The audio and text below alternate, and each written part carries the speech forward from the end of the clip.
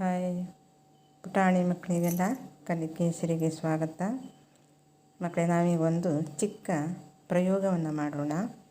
ಪ್ರಯೋಗಕ್ಕೆ ಬೇಕಾದ ಸಾಮಗ್ರಿಗಳನ್ನು ಇಟ್ಕೊಂಡಿದ್ದೀನಿ. 1 ಲೋಟ ನೀರು, 5 ರೂಪಾಯಿ ಕಾಯಿನ್ಸು ಹಾಗೂ ಒಂದು ಚೌಕಾಕಾರದ ರಟ್ಟಿನ ಪೀಸು. ಈ ರಟ್ಟಿನ ಪೀಸನ್ನು ನೀರು ತುಂಬಿದ ಲೋಟದ ಮೇಲೆ ಇಟ್ಕೊಳ್ಳೋಣ. ಆನಂತರ ಕಾಯಿನ್ಸನ್ನು ರಟ್ಟಿನ ಮಧ್ಯಭಾಗದಲ್ಲಿ ಇಡೋಣ. ರಟ್ಟನ್ನು ಮಾತ್ರ ನಾನು ಚಲಿಸ್ತೀನಿ, ಆದರೆ 5 ರೂಪಾಯಿ ನಾಣ್ಯ ರಟ್ಟಿನ ಹೊರಗಡೆ ಬೀಳುತ್ತೋ ಅಥವಾ ಲೋಟದ ಒಳಗೆ ಬೀಳುತ್ತೋ ಅಂತ ನಾವೀಗ ಮಾಡಿ ನೋಡೋಣ ಮಕ್ಕಳೇ.